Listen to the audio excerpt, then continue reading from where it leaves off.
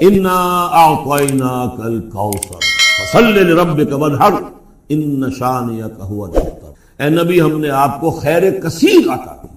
اس خیر کثیر میں یوں تو یہ کہ حوض کوثر وہ بھی اسی میں شامل ہے، لیکن یہ کہ اس پر آپ کو 25-30 قول مل جائیں گے۔ قرآن سب سے بڑا خیر کثیر ہے، بہت بڑا خیر کثیر۔ حکمت، ومن یؤت الحکمۃ فقد اوتی خیرا کثیرا، جس کو حکمت اور دانائی دے دی گئی اس کو تو خیر کثیر دے دیا گیا۔ تو ہم نے آپ کو وہ سب کچھ عطا کر دیا ہے اور بہتات کے ساتھ عطا کر دیا ہے، جو انسان کی انسانیت کے لیے، اس کے لیے یوں سمجھیے کہ ترہ امتیاز بن سکتا ہے۔ فصل لربک وانحر، پس اپنے رب کے لیے نماز پڑھا کیجئے اور نحر کیجئے، اونٹ قربان کیا کیجئے۔ یہ گویا کہ عید الاضحیٰ کا نقشہ آ گیا۔ فصل لربک، پہلے ہم نماز پڑھتے ہیں دوگانا عید الاضحیٰ، اور پھر جا کر ہم قربانی کرتے ہیں۔ وانحر ان شانئک هو الابتر، یقیناً آپ کا دشمن ہی ہے کہ جو دم کٹا ہو جائے گا۔ اس کا پس منظر یہ ہے کہ جب حضور کے ایک صاحبزادے بچپنی میں فوت ہو گئے تو کچھ جو کفار تھے مکے کے، انہوں نے بڑی خوشیاں منائی کہ ایک ہی بیٹا تھا، باقی تو ان کی بیٹیاں ہیں۔ آپ کو معلوم ہے کہ 4 بیٹیاں تھیں حضور کی صلی اللہ علیہ وسلم، لیکن یہ کہ بیٹا جو تھا وہ ایک ہی تھا، وہ اللہ نے اٹھا لیا۔ تو بڑے خوشیاں منائی گئیں کہ یہ تو اب دم کٹا جیسے ہوتا ہے، جس کا کوئی پیچھے نام نہ رہ جائے۔ بیٹیوں سے تو نام چلتا نہیں، نام تو چلتا ہے بیٹوں سے، تو اب ان کا تو کوئی تذکرہ ہی نہیں رہے گا۔ کوئی بات نہیں، جب تک یہ ہے آگے کوئی نام لینے والا نہیں۔ تو فرمایا کہ نہیں، ان کو تو کروڑوں بیٹے اللہ عطا کرے گا، کروڑوں اربوں بیٹے عطا کرے گا۔ ہاں اے نبی، آپ کا دشمن ضرور ہے کہ جس کا نام لیوا کوئی نہیں۔ پابندی، اس کے قوانین، قواعد و ضوابط کا پورا لحاظ رکھتے ہوئے یہ ہے فصل لربک، اپنے رب کے لیے نماز پڑھیے، وانحر، اور اونٹ جو ہے نحر کیجئے، اللہ کی راہ میں قربانی کرتے رہیے۔ اس دونوں الفاظ کو جوڑ کر ایک نتیجہ نکالا ہے بعض حضرات نے کہ اس سے مراد خاص طور پر بقرعید کی نماز اور اس کے بعد جو نحر کیا جاتا ہے، آ کر قربانی دی جاتی ہے، تو یہ اس سے مراد ہے۔ لیکن یہ بھی میں سمجھتا ہوں کہ صرف ایک ذوقی سی بات ہے، ورنہ جو پس منظر ہے بالکل ابتدائی زمانے کی یہ صورتیں ہیں۔ اس وقت نہ بقرعید تھی، البتہ یہ چیزیں موجود تھیں، نماز آپ کو دے دی گئی اسی وقت، اور ظاہر بات ہے کہ جب تک آپ مکے میں رہے یقیناً آپ ہر سال حج کرتے رہے۔ کیسے ممکن ہے کہ آپ حج نہ کرتے؟ جب اسی کعبے کا طواف کر رہے تھے جس میں 360 بت تھے، وہیں کھڑے ہو کر نماز پڑھتے تھے اور سجدہ کرتے تھے جہاں دائیں بائیں بت رکھے تھے، تو حج کے معاملے میں تو ایسی کوئی شے تھی بھی نہیں۔ مینا میں جانا ہے، عرفات میں جانا ہے، مزدلفہ میں، یا جو بھی ان کا باقی رہ گیا تھا، تو ہر سال آپ حج بھی کرتے ہوں گے، اور یقیناً بہت سے اونٹ آپ قربان بھی کرتے ہوں گے۔ آپ نے حجۃ الوداع میں 100 اونٹ نحر کیے ہیں، جن میں سے 63 اپنے دست مبارک سے نحر فرمایا، اور بقیہ 37 حضرت علی نے آپ کی طرف سے 100 اونٹ۔ تو اس سے اندازہ کیجئے کہ جو ابتدائی دور ہے، یہ صورتیں جب نازل ہو رہی، اس وقت تو حضور کی جو ہے مالی حالت بھی بہت اچھی تھی۔ حضرت خدیجہ متمول ترین خاتون عرب کی، وہ آپ کے حوالہ عقل میں تھی، اس اعتبار سے یقیناً اس وقت بھی آپ نحر کرتے ہوں گے۔ اور نحر جیسا کہ میں بیان کر چکا ہوں، اس دور میں غریبوں کو کھانا کھلانا، گوشت کا بانٹ دینا، وہ یہ در حقیقت ان کے ہاں سخاوت کا سب سے بڑا مظہر تھا۔ فصل لربک وانحر، تو اے نبی آپ کو شکرانے میں وہ سارا خیر کثیر جو آپ کو عطا ہوا ہے، اسی لیے دیکھیے وہ نماز تہجد جب آپ پڑھتے تھے اور اتنی طویل رکعتیں پڑھتے تھے کہ آپ کے پاؤں متورم ہو جاتے تھے، تو لوگوں نے کہا حضور آپ اپنے اوپر اتنا تشدد کیوں کر رہے ہیں؟ آپ پہ تو اول تو کوئی گناہ ہے نہیں، کوئی آپ کے مقام کے اعتبار سے اگر کسی شے کو کہا جائے کہ کوئی فروگزاشت ہے تو اللہ تعالیٰ اس کی بھی معافی کا اعلان کر چکا، تو پھر آپ کیوں مشقت جھیل رہے ہیں؟ تو جواب آپ کا کیا تھا؟ افلا اکون عبدا شکورا، تو کیا میں اپنے رب کا ایک شکر گزار بندہ نہ بنوں؟ میری یہ نماز شکرانے کی نماز ہے، میں اپنے رب کا شکر ادا کر رہا ہوں، اس نے جو مجھے خیر کثیر عطا فرمایا۔ اب جس درجے کا وہ خیر کثیر ہے اسی درجے کا شکر مجھے اپنی امکانی حد تک ادا کرنا ہے۔ تو فصل لربک وانحر یہاں شکرانے کے طور پر ہے، انا اعطیناک الکوثر فصل لربک وانحر ان شانئک هو الابتر، یقیناً جو آپ کا دشمن ہے وہی ابتر ہے۔ اس ابتر کے لفظ کی مجھے وضاحت کرنی ہوگی۔ شنا، شین، نون اور حمزہ آتا دشمنی کے لیے۔ وَلَا يَجْرِمَنَّكُمْ شَنَآنُ قَوْمٍ عَلَىٰ أَلَّا تَعْدِلُوا اعْدِلُوا هُوَ أَقْرَبُ لِلتَّقْوَىٰ، کسی دشمنی کسی قوم کی تمہیں آمادہ نہ کر دے کہ تم عدل سے راستہ جو ہے اپنا بدل لو، اور دستکش ہو جاؤ، عدل پر رہو، چاہے تمہارا دشمن ہے اس کے ساتھ بھی انصاف کرو۔ تو یہ شان یہ ہے، اس کے معنی دشمن، ان شانیہ کا ہو الابتر، یقیناً آپ کا دشمن ہی ابتر ہے۔ ابتر کے معنی کیا ہے؟ با تا را کا مادہ آتا ہے بطر، کسی شے سے کٹ جانا، خاص طور پر ایک درخت ہے، اس کی شاخ کٹ گئی، علیحدہ ہو گئی، شاخ بریدہ، ظاہر بات ہے اب اس کے لیے زندگی نہیں ہے، جب تک درخت سے جڑی ہوئی تھی اس کے لیے تر و تازگی تھی، وہ بڑھے گی، اس پر پھل بھی آتا اگر وہ آم کا درخت تھا، اب جب کٹ گئی تو اب وہ سوکھے گی، ختم ہو جائے گی، اس کے لیے کوئی تر و تازگی نہیں ہے، اس کا کوئی شاندار مستقبل نہیں ہے۔ تو یہ کسی شے سے کٹ جانا، اسی معنی میں قوم سے کٹ جانا، علیحدہ ہو جانا، تنہا رہ جانا، لا تجعلنی فردن، مجھے اکیلا نہ بنا دے، تو یہ جو آتا ہے کہ میں اکیلا نہ رہ جاؤں، اس کے لیے بھی یہ لفظ آتا ہے۔ اور پھر جس کا ذکر یا جس کا سلسلہ منقطع ہو جائے، جس کے ہاں اولاد نہ ہو، اب نام اس کا کہاں رہے گا، ختم ہو جائے گا، اولاد نہیں ہے وہ بھی ابتر ہے، گویا کہ اس کا ذکر باقی رکھنے والا کوئی نہیں رہا، اس کا نام نہیں رہے گا دنیا میں، اس لیے کہ اولاد نہیں، خاص طور پر اولاد نرینہ۔ اسی طریقے سے جس جانور کی، جس چوپائے کی دم کٹی ہوئی ہے اسے ابتر کہتے تھے، دم کٹا، اس لیے کہ یہاں بھی کوئی شے کٹی ہوئی ہے اس کے جسم سے۔ تو یہ مختلف الفاظ ہیں، یہ معنی ہے اس لفظ کے ابتر کے۔ اب اس کو نوٹ کیجئے، حضور کو ابتر کہا قریش نے، کن کن معنی میں کہا اس کی تفصیل میں ابھی آپ سے سنا رہا ہوں، اور اس کا جواب دیا جا رہا ہے کہ یہ آپ کو ابتر کہہ رہے، اے نبی در حقیقت یہ ابتر ہوگی، بلکہ یہ ابتر ہے، ان شانئک ھو الابتر۔ حضور کو ابتر کس کس معنی میں کہا ہے؟ بالکل اوائل میں جبکہ حضور صلی اللہ علیہ وسلم نے اپنا پیغام شروع کیا ہے تو لوگوں نے کہا بطرا محمد منا، یہ ابن جریر کی روایت ہے، محمد ہم سے کٹ گئے، ہمارا اپنا ایک طریقہ تھا، ہماری تہذیب، ہمارا تمدن، ہماری روایات، ہمارا مذہب، ہمارے عقائد، اب محمد ہم سے کٹ گئے تو اس کا مطلب یہ ہے کہ یہ شاخ سوکھ جائے گی۔ یہ اگر جمعیت کے ساتھ رہتے، پوری اپنی قوم کے ساتھ رہتے تو ان کے لیے بھی شاندار مستقبل تھا، اب ان کا مستقبل بہت تاریک ہے۔ یہ بالکل ایسی بات ہے جیسے واصل بن عطا، یہ شاگردوں میں سے تھا حضرت حسن بصری رحمۃ اللہ علیہ کے، وہ تابعین میں سے ہے، ان کا شاگرد اور بڑا ذہین شاگرد، لیکن اس نے مسئلہ تقدیر پر، جبر و قدر پر بحثیں شروع کی، تو جب اس طرح کی باتیں اس نے کہی کہ جو اہل سنت کے شایان شان نہیں، تو پھر حضرت حسن بصری نے اسے اپنے درس سے نکال دیا اور کہا کہ اعتزل عنا، یہ ہم سے علیحدہ ہو گیا، اب اس کا راستہ علیحدہ ہے، اس کا ہم سے کوئی تعلق نہیں۔ اسی اعتزل عنا سے اعتزال کا مذہب بنا ہے، اور معتزلہ کہلاتے علیحدہ ہو جانے والے لوگ۔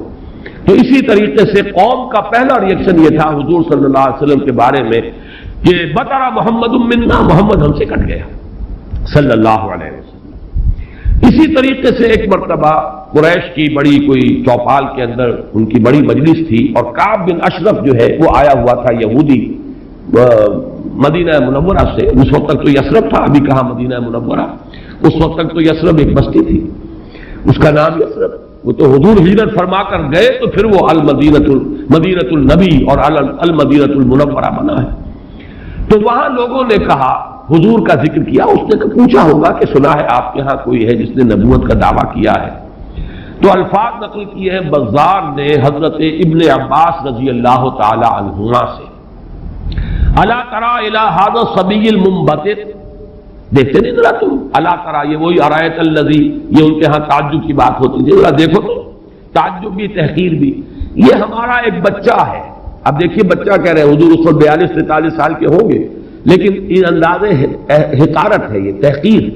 پھر یہ کہ یہ لوگ ہوں گے 60 65 70 کے، یہ بڑے چودھری بیٹھے ہوئے، تو ان کے لیے تو وہ نوجوانی کی جو عمر ہے وہ 42-43 سال، وہ بھی گویا کہ بچہ ہونے کی بات ہے۔ الا تری الی ھذا الصبی المنبتر من قومہ، جو کٹ گیا اپنی قوم سے، یزعم انہ خیر منا، اور سمجھتا یہ کہ یہ ہم سے بہتر ہے، اس کا دین ہمارے دین سے بہتر، اس کا عقیدہ توحید ہمارے عقیدہ شرک سے بہتر، وَنَحْنُ أَهْلُ الْحَجِيجِ وَأَهْلُ الصَّدَانَةِ وَأَهْلُ السِّقَايَةِ، حالانکہ ہم حاجیوں کا بندوبست کرنے والی قوم ہیں، ان کی میزبانی کرتے ہیں، انہیں پانی پلاتے ہیں، یہ جب الفاظ میں پڑھ رہا تھا آج تو مجھے وہ آیت یاد آئی سورہ توبہ کی، اجعلتم سقایۃ الحاج وعمارۃ المسجد الحرام کمن آمن باللہ والیوم الآخر وجاہد فی سبیل اللہ۔ اللہ پر ایمان لانا، یوم آخر پر ایمان لانا اور جہاد کرنا، یہ ہے اصل اعمال۔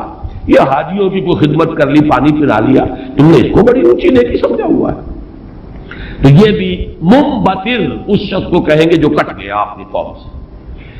سب سے زیادہ تلخ انداز میں جو بات کہی گئی حضور کے بارے میں، اور ابتر کا لفظ آپ کے بارے میں استعمال ہوا، اور یہ سمجھیے کہ یہ بھی دنات اور پستی کی انتہا تھی۔ حضور کے دوسرے صاحبزادے حضرت عبداللہ کا جب انتقال ہوا، یہ ذرا نافلہ تعلق کے درجے میں نوٹ کر لیجئے کہ حضور کی صاحبزادیاں اور آپ کو 2 بیٹے، 4 بیٹیاں اللہ نے حضرت خدیجہ کے بطن سے عطا فرمائے۔ آپ کی کسی اور زوجہ سے اولاد نہیں ہوئی، صرف ایک کنیز ماریا قبطیہ کے بطن سے حضرت ابراہیم، اور وہ مدنی دور کا آخری زمانہ ہے جبکہ آپ کو وہ اللہ نے بیٹا عطا فرمایا، وہ بھی کم سنی کے اندر فوت ہو گئے، حضرت ابراہیم۔ تو یہ جو ترتیب ہے حضور کی اولاد میں، سب سے بڑے تھے قاسم، اسی لیے ابو القاسم آپ کی کلیت ہے۔ اس کے بعد حضرت زینب، اس کے بعد عبداللہ، حضرت عبداللہ حضور کے دوسرے بیٹے، اور پھر 3 بیٹیاں ام کلثوم اور فاطمہ اور رقیہ رضی اللہ تعالی عنہم وعنہن، ان سب سے اللہ تعالی راضی ہو۔ یہ آپ کی اولاد ہے۔ پہلے قاسم فوت ہو گئے تو چلیے ایک بیٹا عبداللہ ابھی آپ کے پاس تھا، جس رات ان کا بھی انتقال ہو گیا اس کے بعد چرچا ہوا محمد ابتر ہو گئے۔ چنانچہ سب سے زیادہ کمینگی کا مظاہرہ جو ہے ابو لہب نے کیا، پڑوسی تھا حضور کا۔ اب بھی آپ جاتے ہیں تو حضور کا گھر اور پھر اس کے ساتھ ہی وہ ابو لہب کا گھر جو ہے، اس کے اب تو نشان باقی رہ گئے، صرف باقی اب سب ختم ہوا، بڑے بڑے محل بن گئے ہیں ان کے آس پاس، بڑی عمارتیں بن گئی ہیں۔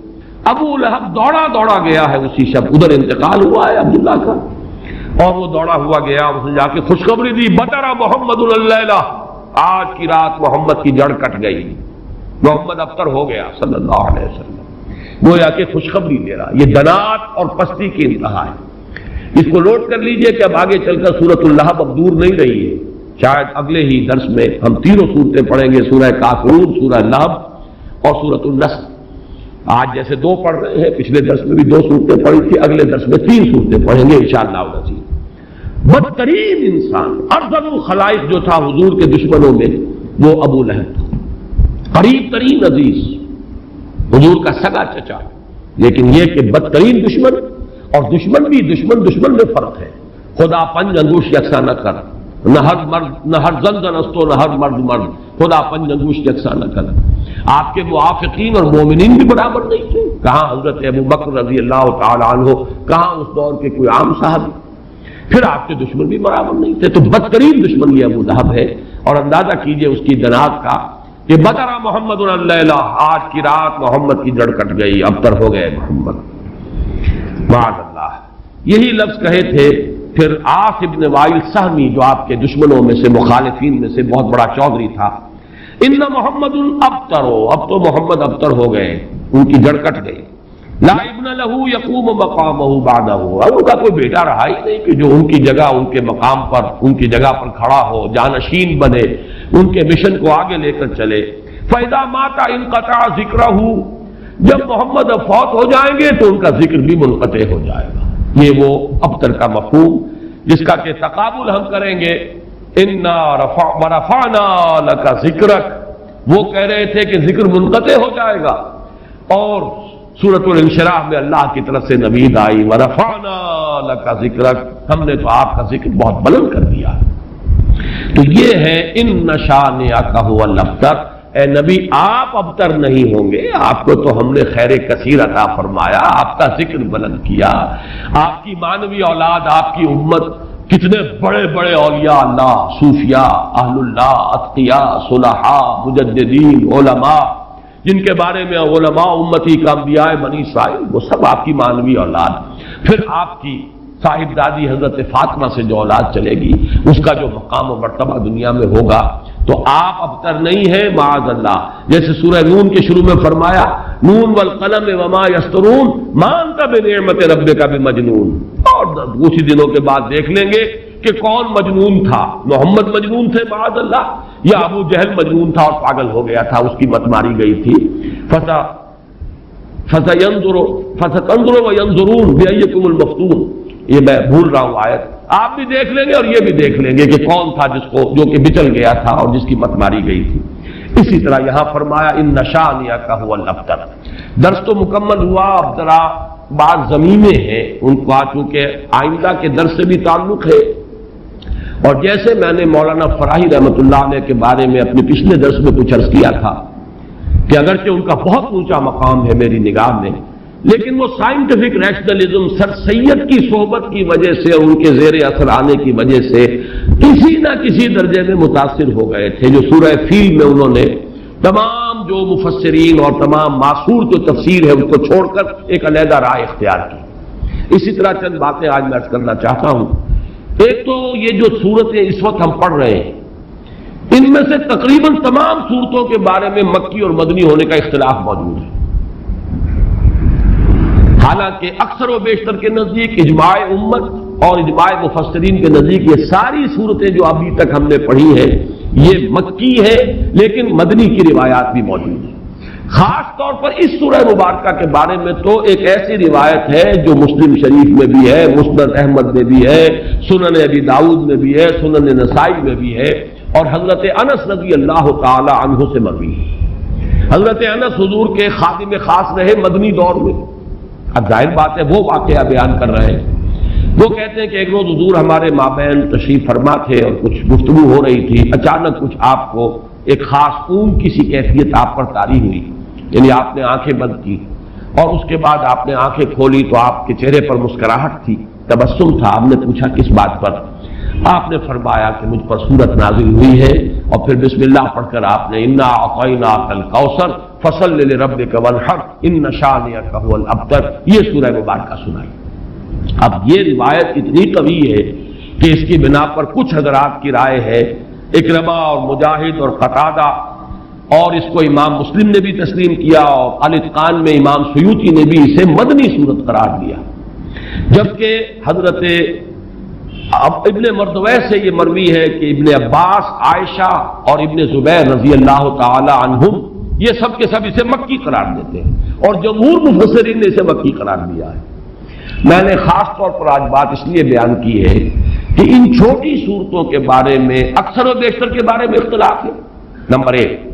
نمبر دو یہ کہ اصل میں اس میں جو تعویل ہو جاتی ہے، اور بہت سی صورتوں کے بارے میں کہا گیا یہ 2 دفعہ نازل ہوئی، سورہ اخلاص مکے میں بھی نازل ہوئی، مدینے میں بھی نازل ہوئی، فلاں سورت مکے میں بھی نازل ہوئی، مدینے میں بھی نازل ہوئی۔ یہ دو دفعہ کے نزول کا مطلب کیا ہے؟ ہوتا یہ تھا کہ قرآن مجید ظاہر بات ہے کہ اس طریقے سے مصحف کی شکل میں تو موجود تھا ہی نہیں، کسی کچھ صورتیں یاد ہیں، کسی کو کچھ صورتیں یاد ہیں، ابھی پورا قرآن نازل بھی نہیں ہوا۔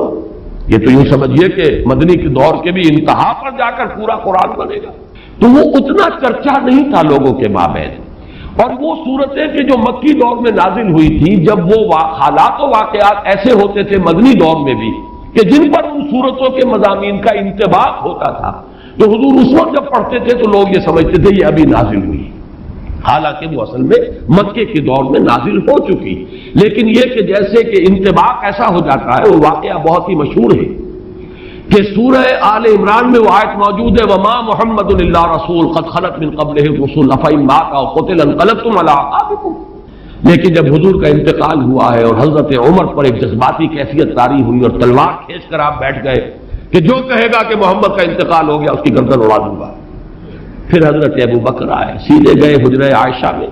حضرت عائشہ ان کی اپنی صاحبزادی ہے، وہاں تو کوئی حجاب نہیں، پردہ نہیں، حضور کا جسد مبارک وہاں تھا اور چادر پڑی ہوئی تھی اوپر، چادر ہٹائی پیشانی پر، پیشانی مبارک پر بوسہ دیا۔ آپ نے وہاں الفاظ بھی کہے کہ اللہ آپ پر 2 موتیں جمع نہیں کہے گا، بس یہ موت تھی جو آ گئی، اب تو حیات ہی حیات اور حیات طیبہ ہے۔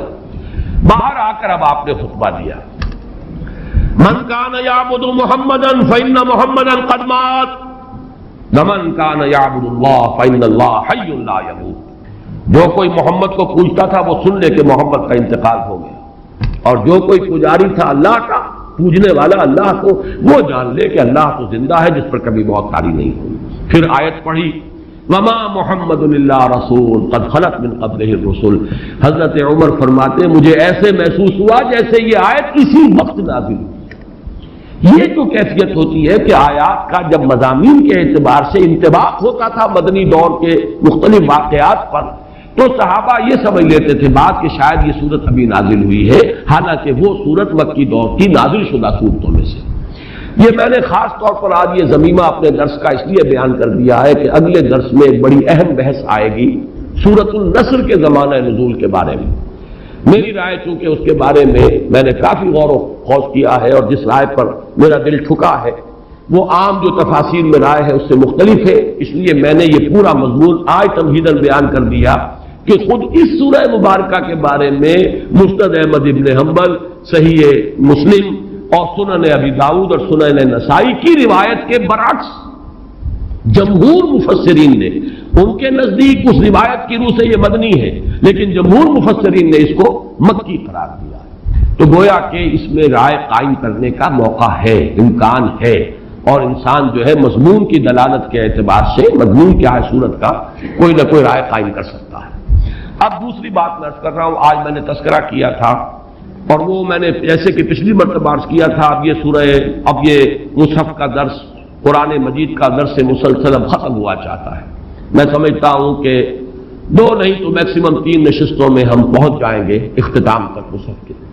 تو چند باتیں میں اپنے اس درس میں ریکارڈ کرا رہا ہوں تاکہ کچھ پتہ نہیں دوبارہ پھر یہ کہیں درس جو ہے شروع ہو تو زندگی میں کتنی مہلت ملے، کہاں تک میں پہنچ پاؤں۔ تو چند باتیں جو ہے وہ افادہ عام کے لیے میں چاہتا ہوں کہ ابھی وہ نوٹ ہو جائیں، رجسٹرڈ ہو جائیں اور وہ ریکارڈ ہو جائیں۔ اور چونکہ میں نے اپنی 4 سورسز قرار دی، علامہ اقبال، ڈاکٹر رفیع الدین ایک سورس ہے، لیکن وہ کوئی مفسرین میں سے ہے ہی نہیں، ایک فکر ہے، ان کا سوچ ہے، تعبیر کی ہے انہوں نے۔ علامہ اقبال کو میں اس دور کا سب سے بڑا ترجمان القرآن مانتا ہوں۔ عظمت قرآن کا جتنا انکشاف اس شخص پر ہوا میرے نزدیک کسی دوسرے شخص پر نہیں ہوا۔ یہ میرا وہ قول ہے جس کو میں کھلا کہتا ہوں، بغیر بلا خوف تردید کہتا ہوں، لیکن بہرحال مفسر نہیں، میں نہ عارف، نہ مجدد، نہ محدث، نہ فقیہ۔ اور دوسرا جو ہے وہ شیخین، شیخ الہند، شیخ الاسلام۔ شیخ الہند مولانا محمود حسن کا ترجمہ اور شیخ الاسلام مولانا شبیر احمد عثمانی کے حواشی۔ یہ عروۃ الوثقیٰ ہے جس کو میں نے مضبوطی سے تھاما ہے۔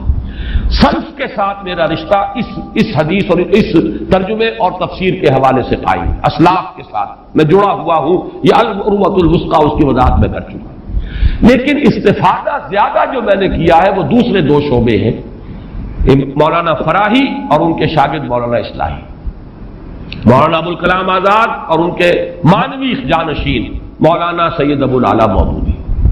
ان میں سے 2 حضرات کے ساتھ میری طویل ایسوسیشن رہی ہے، جماعت اسلامی کے ساتھ مولانا مودودی کے ساتھ، پھر مولانا اصلاحی صاحب کے ساتھ اس سے بھی طویل۔ اس پہلو سے میں ان دونوں کے مابین جو بھی کوئی ربط اور تعلق ہے یا جہاں جہاں مجھے اختلاف ہوتا ہے میں اس کو خاص طور پر بیان کر دیتا ہوں، وہ کسی قد کی وجہ سے نہیں ہے، بلکہ اس لیے کہ چونکہ میں نے ان سے بہت کچھ فیض حاصل کیا، لہذا جہاں مجھے ان کی کسی رائے سے اختلاف ہے اسے میں نوٹ کروا دیتا ہوں، تاکہ وہاں میری رائے جو ہے یہ نہ سمجھی جائے کہ میری رائے بھی وہی ہے جو مولانا مودودی کی ہے یا مولانا اصلاحی کی۔ بہرحال اس وقت جو بات مجھے نوٹ کرانی ہے وہ یہ ہے، کیونکہ میں نے آج کہا تھا کہ تفسیر سورہ کوثر کا جب میں نے تقابلی مطالعہ کیا مولانا اصلاحی صاحب نے تو کچھ بھی نہیں لکھا اور کوئی اس پر محنت نہیں کی، کوئی حق ادا نہیں۔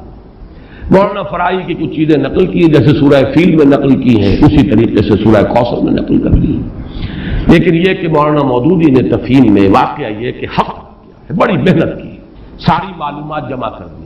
البتہ ان دونوں میں جو ایک فرق و تفاوت ہے اس کے اعتبار سے 2 پوائنٹ نوٹ کر لیں۔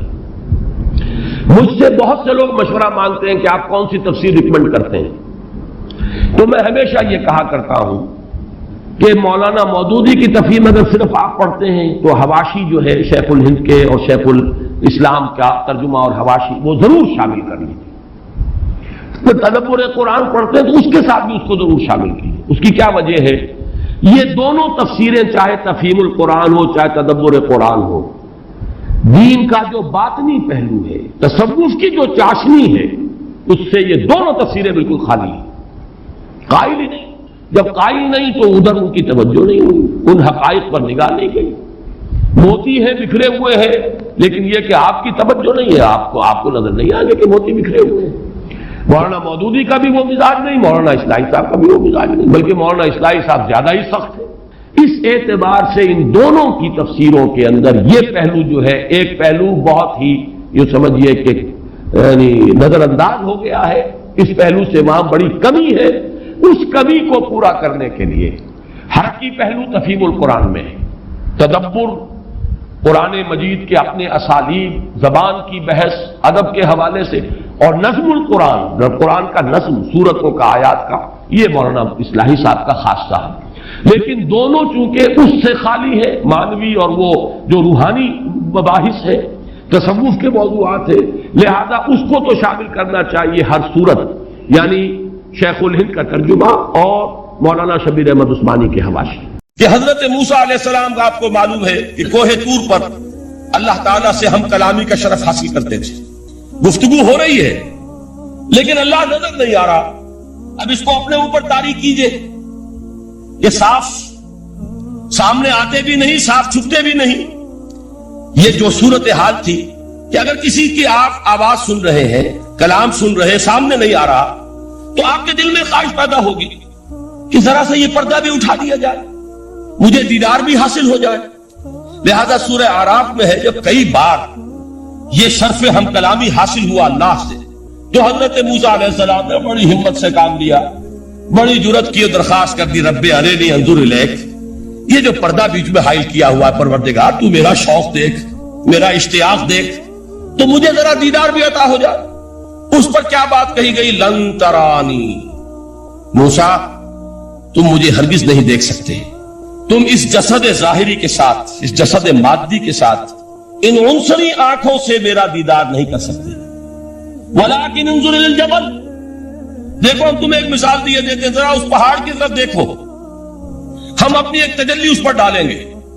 فَإِنِ اسْتَقَرَّ مَكَانَهُ فَسَوْفَ تَرَانِي، اگر وہ پہاڑ ہماری تجلی کو جھیل جائے، تحمل کر لے، تو تم بھی سوچنا کہ شاید ہمیں دیکھ سکو۔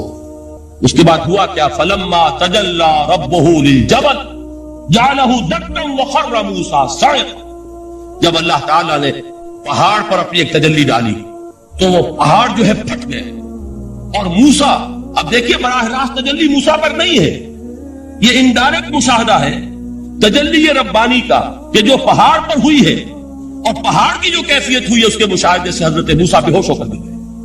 فَصَعِقَ مُوسَىٰ خَرَّ مُوسَىٰ صَعِقًا، یہ ہے وہ مثال جو یہاں دی ہے قرآن کے لیے۔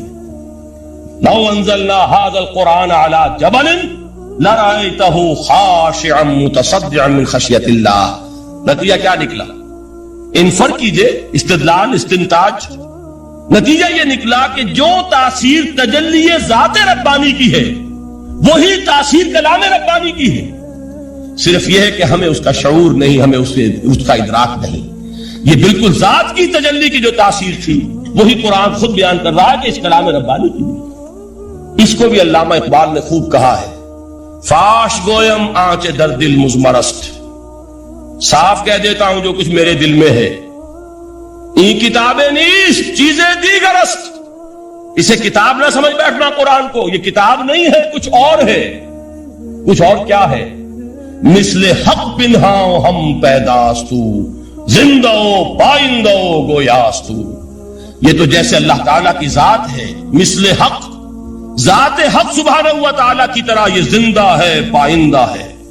مثل حق، پائندہ گویاستو، یہ جو ہے زندہ ہے، یہ متکلم ہے، کلام نہیں ہے۔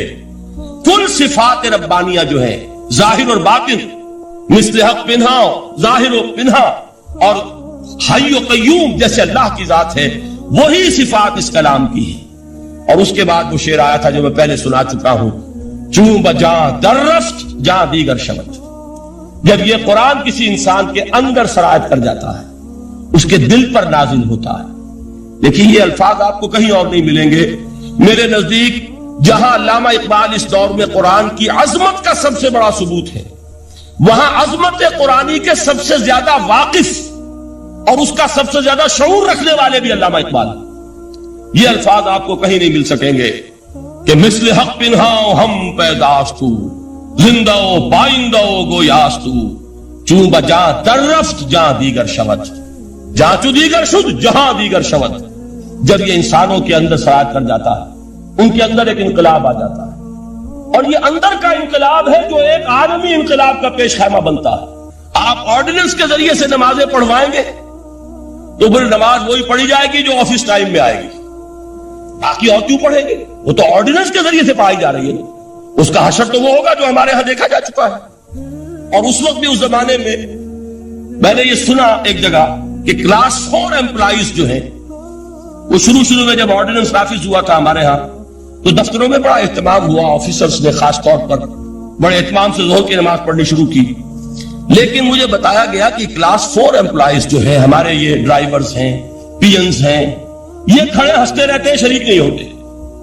میں نے ان سے کہا وہ اس لیے کہ انہیں معلوم ہے کہ آپ بھی تو یہی پڑھ رہے ہیں صرف نماز باقی آپ کے ڈرائیور. ان دونوں کا آغاز ہوا ایک ایسے لفظ سے خطاب کیا گیا حضور کو کہ جس سے ایک کیفیت سامنے آتی ہے کہ حضور اس وقت بہت ہی غور اور فکر سوچ بچار تفکر اس کیفیت کے اندر اٹھے. تو یا ایھا المزمل اے چادر میں لپٹ کر لیٹنے والے کمبل میں لپٹ کر لیٹنے والے قم کھڑے ہو کمر بستہ ہو جائے. اور یا ایھا المدثر قم اور اے لحاف میں لپٹ کر لیٹنے والے کھڑے ہو جائے. یعنی ان دونوں الفاظ سے اس بات کی طرف اشارہ ہے کہ اب یہ سوچ بچار غور اور فکر کا دور جو ہے اب ختم ہونا چاہیے. اب آپ کی عملی جد و جہد کا آغاز قم کھڑے ہو جاؤ کمر کس. اس میں یہ بات ضرور ذہن میں رکھیے کہ وہ جو تفکر تھا وہ 2 طرح کا. پہلا دور اس کا وہ تھا جس میں کہ ایک فلسفیانہ تفکر آپ کر سکتے غور و فکر یہ کائنات کیا ہے کیا حالات ہیں جو ہو رہے ہیں انسانی اخلاق اتنا پست کیوں ہو گیا ہے انسانی کردار کے اندر یہ پستی کیوں آ گئی انسان ظالم کیوں ہو گیا بھیڑیا کیوں بن گیا کیا ہے. اور اس صورتحال کا کوئی بہتری کی کوئی شکل ہے. ظاہر بات ہے کہ ہر ذہین حساس اور سلیم الفطرت انسان جب وہ اپنے عقل و شعور کے بلوغ کو پہنچتا ہے تو ان باتوں پر غور کرتا ہے. اس کی سلامتی سلامتی فطرت جو ہے وہ آمادہ کرتی ہے اس بات پر کہ سوچے کہ میں کہاں رہ رہا ہوں کیا حالات ہے اور یہ کہ اس میں بہتری کی شکل کیا ہو سکتی. تو یہ آپ کا گویا کہ غور و فکر تھا جس میں میرا تعبیر یہ ہے کہ اللہ تعالیٰ نے وہ سارا فلسفیانہ سفر جو ہے ذہن کا جو کہ ساری عمریں لگا کر وہ افلاطون ہوں یا کوئی وہ سقراط ہوں یا کوئی اور ہوں یا کوئی اور بڑے فلسفی ہوں تو پوری زندگیوں کے سوچ بچار کے بعد جو بھی انہوں نے سفر طے کیا وہ سفر اللہ تعالیٰ نے حضور کو چند دنوں میں طے کرا دیا ہے. وہ جو غار حرا کی تنہائیوں میں غور و فکر تھا جس کے بارے میں حدیث کے الفاظ تو یہ ہے کہ وہاں آپ جا کر عبادت کرتے تھے. لیکن میں بتا چکا ہوں آپ کو کہ شارحین حدیث کا کہنا یہ ہے کانا صفت و تفکر ہی تحمل سے ہی تعبد ہی فی غار حرا التفکر والاعتبار. غار حرا میں آپ کی عبادت جو ہے اس کا معاملہ یہ تھا کہ غور و فکر سوچ میں. تو پہلا مرحلہ فلسفیانہ اور دوسرا یہ کہ یہ جو مجھ پر ایک کیفیت پیدا ہوئی ہے اب جو ایک نیا دور میری زندگی کا شروع اور یہ جو اب عالم ملکوت سے واسطہ پڑا اب پہلی مرتبہ جو ہے جبرائیل سے ملاقات اب اس کے اندر ظاہر بات ہے کہ آپ پر ایک تشویش کی کیفیت بھی وہ بھی میں تفصیل سے عرض کر چکا ہوں. جب پہلی وحی کے بعد آپ گھر آئے تھے تو آپ نے اپنی اہلیہ محترمہ حضرت الکبریٰ رضی اللہ تعالیٰ عنہا سے فرمایا تھا زملونی مجھے کمبل اڑا دو. یہی مزمل کا لفظ جو آیا اس میں زملونی یہ لفظ اس کے اندر مجھے کمبل اڑا دو اخاف علی نفسی مجھے تو اپنی جو ہے جان کا خطرہ ہو گیا ہے کہ یہ کیا میرے ساتھ معاملہ ہو رہا ہے. تو یہ ایک اور تشویش تھی کہ جو اس کیفیت کے جس میں کہ آپ مبتلا رہے. اس میں یہ کہ بعد میں سورہ مدثر کی جو شان نزول ہے اس کے بارے میں بعد میں عرض کروں گا کہ اس کا ایک جواب وہاں ہمیں ملتا ہے. بہرحال اس کے بعد جو ہے قم کھڑے. اب کھڑے ہونے میں یہ 2 ہے کام جو آپ کے حوالے کی. ایک آپ کی جد و جہد اور کوشش اور مشقت ہے رات کی کھڑے رہو رات کو. یہ سورہ مزمل قم اللیل الا قلیلا نصفہ او انقص منہ قلیلا او زد علیہ ورتل القرآن. کھڑے رہا کرو رات کو سوائے تھوڑے سے حصے کے نصف یا اس میں سے کچھ کم کر لو تو 1/3 رہ جائے گی اور کچھ بڑھاؤ بلکہ 2 سے نصف سے تو وہ 2/3 ہو جائے. بہرحال اس کے اوپر تفصیل سے آ چکا ہے کہ اس کا مقصد کیا ہے کیوں ہے. انا سنلقی علیک قولا ثقیلا ایک بڑی بھاری ذمہ داری جو آپ پر آنے والی ہے. اگرچہ آپ اخلاق فاضلہ کی انتہائی بلندیوں پر پہلے سے فائز ہیں اگرچہ آپ انسانیت کی جو ہے معراج اس پر تو پہنچے ہوئے لیکن اس مقصد کے لیے، اس مشن کے لیے، کار نبوت اور کار رسالت کی ادائیگی کے لیے، ان کی ذمہ داریوں کو ادا کرنے کے لیے جو اور قوت چاہیے، اضافی قوت، اس کے لیے ضروری ہے کہ آپ اس شخص بشکل سے گزریں، اور اس کو ہم پڑھ چکے تفصیل سے، پھر اس کے بارے میں اور دوسرے مضامین بھی جو آئے ہیں وہ بھی ہم پڑھ چکے۔ اب اس کے بعد آ رہی ہے یہ دوسرا رکوع جو ہے اس سورہ مبارکہ کا، یہ تعداد کے اعتبار سے شمار کیا جاتا ہے کہ یہ ایک ہی آیت ہے، اور اس کے زمانے نزول کے بارے میں بڑا شدید اختلاف، اتنا اختلاف جو ہے کسی اور آیت کے بارے میں نہیں۔ تو ایک زمانے میں نے یہ آج سے کم 40-45 سال پہلے پرانے کی بات ہے کہ میں نے اس پر بڑی ریسرچ کی تھی، بہت محنت کی تھی، بہت جد و جہد کر کے، اور مجھے اس مسئلے کا حل ملا تھا جس کی طرح میرا اپنا ذہن تھا، لیکن اس کی تائید مجھے ملی۔ الاتقان فی علوم القرآن ایک کتاب ہے علامہ جلال الدین سیوطی رحمۃ اللہ علیہ کی، وہ ایک طرح کا انسائکلوپیڈیا ہے۔ لیکن پہلے یہ کہ اس آیت کا آپ ترجمہ آپ ان ربک یعلم انک تقوم ادنی من ثلثی اللیل ونصفہ وثلثہ وطائفۃ من الذین معک، اے محمد، اے نبی صلی اللہ علیہ وسلم، آپ کے رب کو خوب معلوم کہ آپ کھڑے رہتے ہیں 2/3 رات کے قریب، یا آدھی رات، یا تہائی رات، اور نہ صرف آپ کھڑے رہتے ہیں، وطائفۃ من الذین معک، جو آپ کے ساتھی ہیں، جو آپ پر ایمان لائے ہیں، یہ جو آپ کے صحابہ ہیں، ان کی بھی ایک جماعت آپ کے ساتھ کھڑی رہتی ہے۔ اب یہاں پہلی بات کو نوٹ کیجئے کہ اگر کہ جو حکم دیا گیا تھا وہ صرف حضور کے لیے تھا، واحد کے صیغے میں تھا، جمع کے صیغے میں نہیں تھا، یا ایھا الذین آمنوا کا خطاب ابھی نہیں آیا تھا، یا ایھا المزمل، ایک فرد، ایک شخص، یا ایھا المزمل قم اللیل الا قلیلا۔ لیکن ابتدا ہی سے یہ بات گویا کہ معلوم تھی لوگوں کو کہ جو حکم حضور کے لیے آیا ہے وہ امت کے لیے بھی ہے، ظاہر بات ہے، الا یہ کہ کہیں وضاحت کر دی جائے کہ یہ صرف آپ کے لیے ہے، دوسروں کے لیے نہیں ہے، ورنہ جو حکم رسول کے لیے آیا وہی رسول امتی کے لیے، حکم وہی ہے۔ آپ امتی کو اتباع کر، چاہے ابھی کوئی آیت اتباع کی نازل نہیں ہوئی قرآن میں، اتباع کا حکم نہیں آیا، یہ حکم بھی نہیں آیا کہ رسول کی اطاعت کرو، کچھ بھی نہیں، لیکن یہ کہ ایک شے ہوتی فطری، ایک بالکل منطقی جس کا نتیجہ ہے وہ کیا ہے کہ آپ جو بھی جس کا حکم اللہ ان کو دے رہا ہے وہ آپ نے اس پر عمل کر۔ چنانچہ یہ بات آپ نے گویا کہ اس کی توثیق کر دی۔ ایک تو توثیق یہ ہو گئی کہ وہ جو میں نے تو مفہوم بیان کیا تھا، قم اللیل الا قلیلا نصفہ او انقص منہ قلیلا او زد علیہ ورتل القرآن ترتیلا، وہاں ثلث کا ذکر نہیں تھا، آدھی رات یا اس سے کچھ کم، جس کے معنی یہ میں نے نکالے کہ گویا کہ ثلث رہ جائے گا، تہائی، یا اس سے بھی زیادہ کرو تو 2/3، اس کی وضاحت بھی ہو گئی، توثیق ہو گئی۔ ان ربک یعلم انک تقوم ادنی من ثلثی اللیل ونصفہ وثلثہ وطائفۃ من الذین معک واللہ یقدر اللیل والنہار، اور یہ اللہ ہی ہے کہ دن اور رات کا اندازہ کر، دن کس لیے بنایا، رات کس لیے بنایا، یہ اللہ بتائے۔ نومکم سباتا وجعلنا اللیل لباسا وجعلنا النہار معاشا، اللہ کی تخلیق میں حکمت ہے، رات اللہ نے بنائی ہے آرام کے لیے، اور نیند کو ایک ایسا بنا دیا ہے کہ نیند کے ذریعے سے اللہ تعالیٰ کے جو ہے انسان کے اندر جو تکان پیدا ہوتی ہے کام کر کے، اس کے اثرات ظاہر ہوتے ہیں، وہ گویا کہ اثر نو، وہ تازہ دم ہو کر پھر اپنے کام میں لگ سکتے۔ تو یہ ساری چیزیں اپنی جگہ پر۔ اب یہاں آپ کو حکم مل گیا کہ برعکس رات کو کھڑے رہو، حالانکہ رات کو اللہ نے بنائی تو ہے سونے کے لیے، لیکن یہ کہ یہ اصل میں ایک عارضی حکم ہے جو دیا جا رہا ہے، یہ مستقل نہیں ہے، اس لیے کہ مستقل طور پر یہ بات نہیں چل سکتی، اس لیے کہ یہ تو نظام کے خلاف، نظام تخلیق کے خلاف۔ تو ان ربک یعلم انک تقوم ادنی من ثلثی اللیل ونصفہ وثلثہ وطائفۃ من الذین معک واللہ یقدر اللیل والنہار، رات اور دن کے یہ اندازے اللہ نے بنائے ہیں، ان کی اپنی مصلحت ہیں، ہر ایک کی اپنی جداگانہ حکمتیں ہیں، ہر ایک کا اپنا کام ہے جو کرنے کا ہے، اس لیے فرمایا علم ان لن تحصوہ، اللہ کے علم میں ہے کہ تم اس کی پابندی نہیں کر سکتے۔ یعنی ایک ہے کہ ایک بار اسٹارمنگ سیشن، کوئی ایک اجتماع ہو رہا ہے، اس میں خاص ایک اجتماع ہے جس میں بہت ہی زوردار انداز کے اندر بات کرنی ہے اور مختصر انداز وقت کے اندر زیادہ بات کرنی ہے، تو اس کو اسٹاک۔ تو اسی طریقے سے یہ آپ کی جو روحانی تربیت کا پروگرام ہے، اس میں یہ ایک ایسا مرحلہ ہے کہ جو در حقیقت ابتداء کے لیے ہے، یہ مستقل نہیں ہے، اس کی آپ پابندی نہیں کر سکتے۔ علم ان لن تحصوہ فتاب علیکم، تو اللہ تعالیٰ نے تم پر توجہ فرمائی، یعنی اے نبی آپ پر بھی اور آپ کے ساتھیوں پر بھی، اور نظر رحمت کے نتیجے میں فرمایا فقرؤوا ما تیسر من القرآن، تو پڑھ لیا کرو جو کچھ بھی میسر ہو قرآن میں سے، یعنی اب یسر کا لفظ آ گیا یہاں پر، میسر یسر سے بنا، یسر کے معنی آسان، آسانی، ان مع العسر یسر، ان مع العسر یسرا، عسر تنگی، سختی، مشکل، یسر آسان، نرمی، تو یہ ما تیسر من القرآن، جو بھی آسانی سے ہو سکتا ہو تمہارے لیے وہ کر۔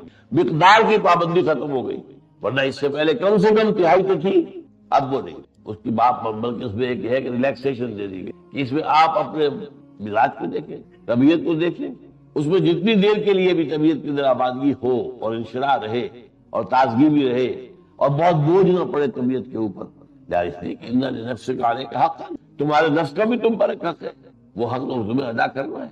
لہٰذا اس اعتبار سے اس کے اندر ایک توازن پیدا کرنے کی اجازت دے دی گئی، فَاقْرَؤُوا مَا تَيَسَّرَ مِنَ الْقُرْآنِ۔ اب اس کے بعد الجھن آ رہی ہے، اس بات کو پھر دہرایا جا رہا ہے، اَنَّمَا أَنزَلْتُ فَتَابَ عَلَيْكُمْ فَاقْرَؤُوا مَا تَيَسَّرَ مِنَ الْقُرْآنِ سَيَكُونُ مِنْكُمْ مَرْضَىٰ۔ اللہ کے علم میں ہے تم میں سے کچھ لوگ بیمار بھی ہوں گے، ظاہر بات ہے اس بیماری کے اندر یہ سختی جھیلنا تو ممکن نہیں ہوگا، اتنی سختی اٹھانا، اتنی جو ہے مشقت برداشت کرنا آسان نہیں ہوگا۔ وَيَضْرِبُونَ فِي الْأَرْضِ يَبْتَغُونَ مِن فَضْلِ اللَّهِ، اور ایسے لوگ بھی ہوں گے آپ میں سے، لوگوں میں سے جو زمین میں سفر کریں گے اور روزی کی تلاش کے لیے، اللہ کا رزق تلاش کریں۔ اب آپ کو معلوم ہے کہ اس وقت کیا تھا، خاص طور پر عرب یہاں پر کیا اور مکہ جہاں حضور کی بعثت ہو رہی ہے، ذریعہ معاش ایک ہی تھا، تجارت، اور تجارت بھی اب وہاں مکے کے اندر کیا تجارت ہو رہی تھی، لیکن وہ تو یہ ہے کہ آپ جاتے تھے شام کی طرف قافلے لے کر، اور جو ہے وہ یمن کی طرف قافلہ، رحلۃ الشتاء والصیف لإیلاف قریش ایلافہم رحلۃ الشتاء والصیف فلیعبدوا رب ھذا البیت۔ تو ظاہر بات ہے کہ یہ جو کام ہے، سخت کام، اس کے اندر جو ہے سفر کے اندر تو اس کی پابندی کرنا مشکل ہے، اس کے لیے بہت اور بھاری ہو گیا اور زیادہ سختی ہو گئی۔ اور اس کے بعد مزید تیسری بات، وآخرون یقاتلون فی سبیل اللہ، اور بھی ہوں گے جنہیں اللہ کی راہ میں قتال کرنا ہوگا۔ اب ظاہر بات ہے اس حالت کے اندر جبکہ دل میں جنگ کرنی تو رات کو یہ 2/3 رات، 1/3 رات، آدھی رات کھڑے رہنا، تو وہ تو آدمی کی جو ہے وہ قوتیں جو ہے وہ تو مجمل ہو جائیں گی، وہ طاقت کہاں سے آئے گی؟ وہ جو ایک ہونا چاہیے تازہ دم ہو کر صبح کو انسان جو ہے میدان میں نکلے کفار سے مقابلے کے لیے، تو اس کے اعتبار سے بھی اس کے لیے بھی ضروری ہے کہ اس میں کمی کی جائے۔ تو اب یہاں 3 اعتبارات سے تعین کر دیا، عَلِمَ سَيَكُونُ مِنْكُمْ مَرْضَىٰ، تم میں سے اللہ کے علم میں ہے کوئی بیمار بھی ہوں گے، وَآخَرُونَ يَضْرِبُونَ فِي الْأَرْضِ يَبْتَغُونَ مِن فَضْلِ اللَّهِ، اور بھی اور ہوں گے تم میں سے ایسے کہ جو زمین میں سفر کریں گے، قافلے لے کر جائیں گے، آئیں گے اللہ کے فضل کی تلاش کے لیے، وَآخَرُونَ يُقَاتِلُونَ فِي سَبِيلِ اللَّهِ، اور بھی ہوں گے جو اللہ کی راہ میں قتال بھی کریں گے۔ فَاقْرَؤُوا مَا تَيَسَّرَ مِنْهُ، تو پڑھ لیا کرو جتنا بھی تمہارے لیے ممکن ہو آسان۔ یہاں پہ دوبارہ دہرا کر یہ بات آئی ہے، اس کو نوٹ کر دی، اور اسی پر میری گفتگو آگے ہوگی۔ اب اس کا بدل کیا دیا؟ یہ جو رات کی اتنی مشقت تھی، 2/3 رات کھڑے رہنا، رات یا کم سے کم 1/3 رات، اس کا بدل دیا، وَأَقِیمُوا الصَّلَاةَ وَآتُوا الزَّکَاةَ وَأَقْرِضُوا اللَّهَ قَرْضًا حَسَنًا، نماز قائم، اب نماز پنجگانہ کا معاملہ ہے، کیونکہ پہلے جو حکم دیا گیا تھا صرف رات کی نماز تھی، کھڑا رہنا، ابھی کسی اور نماز کا تذکرہ نہیں تھا، لیکن اقامت الصلاۃ کب ہوئی ہے؟ جب نماز پنجگانہ کا حکم۔ 5 نمازیں تو جو وہ ہے کہ فرض ہیں، اور باقی آپ کو معلوم ہے 3 نمازیں اور ہیں کہ جو نفل کہلاتی ہیں، کہ جن کو فرض نہیں کیا گیا ہے، اور یہ ہے وہ اشراق بھی ہے، تہجد بھی ہے، اور اوابین ہے، یہ نمازیں ہیں 3 اور اس حوالے سے۔ لیکن یہ کہ فَأَقِیمُوا الصَّلَاةَ وَآتُوا الزَّکَاةَ، اور زکوٰۃ ادا کرنا، یہ جو نظام اب بنا دیا گیا ہے، اس نظام کے ذریعے سے وہی مقصد پورا ہو سکے گا جو قیام اللیل کے ذریعے سے ابتدا میں تم پر فرض کی۔ وَمَا تُقَدِّمُوا لِأَنفُسِكُم مِّن خَيْرٍ وَأَقْرِضُوا اللَّهَ قَرْضًا حَسَنًا، اللہ تعالیٰ کو اچھا قرض دیتے رہو، یعنی اپنے مال میں سے خرچ کرو، اللہ کے دین کی تبلیغ کے لیے، دعوت کے لیے، یا تالیف قلب کے لیے۔ کسی شخص کا جو ہے آپ اس کی دلجوئی کرنے اس پر مال خرچ کرتے ہیں تاکہ وہ بھی سمجھے کہ بھئی یہ شخص جو ہے میرا ہمدرد ہے، تو جو مجھے جس بات کی دعوت دے رہا ہے مجھے اس پر بھی غور کرنا چاہیے۔ تالیف قلب مؤلفۃ قلوبہم، یہ زکوٰۃ کے جو ہے 8 بندے ان میں سے بھی ایک ہے، تو فرمایا گیا اقرضوا اللہ قرضا حسنا، اللہ کو قرض حسنا۔ اللہ کا قرض حسنا کیا ہے؟ عجیب ہے، قرض حسنا جب ہم ایک دوسرے کو دیتے ہیں تو اس میں کسی اضافے کا سوال نہیں۔ یہاں دنیا میں ہم قرض کا لین دین کریں اور واپسی پر کوئی اضافہ اس میں مانگے، یہ سود ہے، حرام ہے، اس سے زیادہ حرام شے اور کوئی نہیں۔ اللہ کے ساتھ قرض حسنہ کے اندر 700 گنا وہ بھی ملے اللہ تعالیٰ جو ہے، بلکہ اس سے بھی آگے واللہ یضاعف لمن یشاء، اس سے بھی آگے جس کو چاہے گا اور بڑھائے. تو یہ جو ہے کہ 10 دنیا 70 آخرہ اور پھر اس میں 700 گنا تک جانا. اس میں جو فرمایا گیا کہ جیسے یہ سورہ بقرہ کی آیات ہے، جیسے ایک دانہ گندم کا جو ہے زمین میں وہ جب آپ نے وہ بیج ڈال دیا ہے، اس سے جو وہ نکلے گا پودا اس کا، اس میں کتنے ہیں، کتنے جو ہے گندم کے خوشے لگے ہوئے، کتنی بالیں ہیں، ہر بالی کے اندر 100 دانے، تو گویا کہ 700 دانے ایک دانے سے نکل کر آگے. تو اسی طریقے سے اللہ تعالیٰ جو ہے اہل ایمان کا انفاق جو ہے اللہ کی راہ میں جو وہ خرچ کرتے ہیں اس میں اضافہ کرتا ہے. یہ حسنہ اللہ کے ساتھ.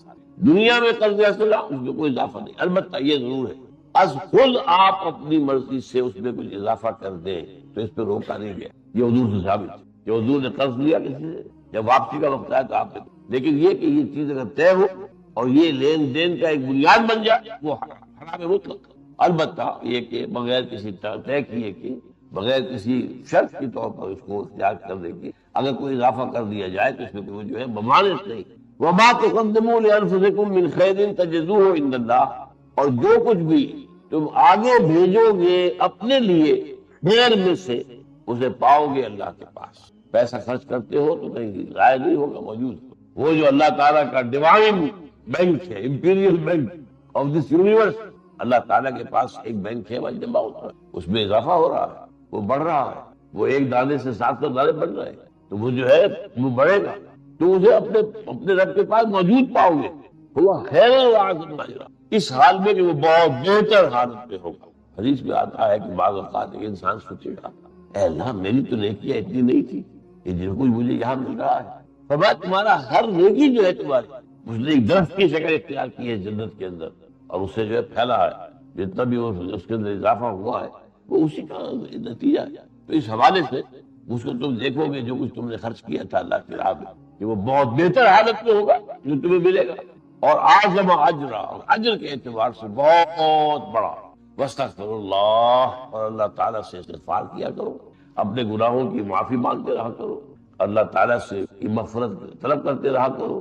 ان اللہ غفور رحیم، یقین اللہ تعالیٰ غفور اور رحیم. یہ تو میں نے آپ کے سامنے اس آیت کی کا جو ہے ترجمہ بھی کر دیا اور کوئی مفہوم بھی اب آپ کے سامنے آ گیا. اب یہاں مسئلہ پیدا ہوتا ہے کہ جب میں نے یہ آج سے میں 35-40 سال پرانی بات کر رہا ہوں، اس وقت میں نے یہ دیکھا کہ بڑی متضاد روایات. حضرت عائشہ صدیقہ رضی اللہ تعالی عنہا سے 3 روایتیں 8 مہینے بعد یا 1 سال بعد، اور ایک اور روایت میں شاید 16 مہینے بعد یہ آیت نازل ہوئی، اور آیت کو ایک ہی شمار کیا گیا. یہ پورا رکوع ہے، ایک رکوع ہے لیکن ایک ہی آیت. پھر ایک روایت ملی نہیں، یہ 10 سال بعد. اس میں فصل روایتوں کے اندر اس قدر فاصلہ کیوں ہے، کس وجہ سے؟ یہ مسئلہ تھا. ظاہر بات ہے کہ جب کوئی مسئلہ سامنے آتا ہے پھر آدمی دیکھ بھال کرتا ہے، مطالعہ کرتا ہے. میں نے بہت ادھر ادھر دیکھا، بہت سی آراء دیکھی، تفاسیر دیکھی، مجھے کہیں حل نہیں ملا. میرا جو اصول تھا، یہ اللہ کا شکر ہے کہ شروع سے اللہ تعالیٰ نے جو ذہن مجھے عطا کیا ہے وہ منطقی ہے. جیسے کہ قرآن مجید میں جو روزے کے احکام والے آیات، ان میں بھی ایک بات کی وجہ سے یہ ممکن نہیں ہے کہ وہ جو حکم جو ہے ایک دفعہ آ رہا ہے یہ کیا مسلمانوں تم پر روزے فرض کیے گئے جیسے کہ تم سے پہلے لوگوں پر فرض کیے گئے تھے تاکہ تمہیں تقویٰ ہو.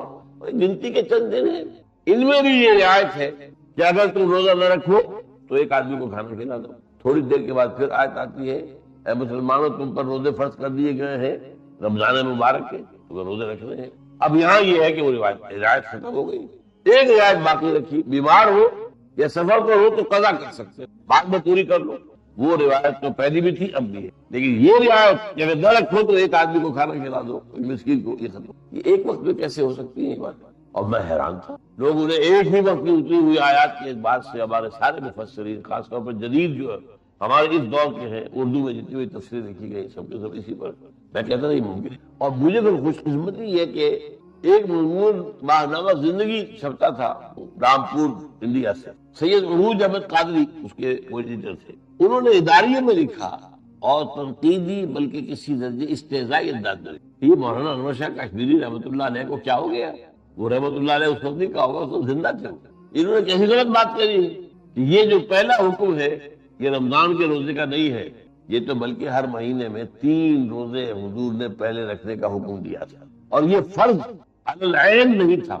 بلکہ وجوب التخیر، یعنی ایک آپ کو اختیار بھی دے دیا گیا ہے کہ چاہے تو روزہ رکھے نہ رکھے، تو ایک مسکین کو کھانا رکھے۔ یہ رمضان کے روزے کے بات نہیں ہے، اور یہ بات بھی صحیح ہے۔ ایام معدودات، گنتی کے چند دن، عربی قواعد کے روح سے بھی یہ 9 سے زیادہ دن نہیں ہو سکتے، اسے کہتے ہیں جمع تصغیر، تو یہ جو ہے 9 سے زیادہ نہیں ہو سکتے۔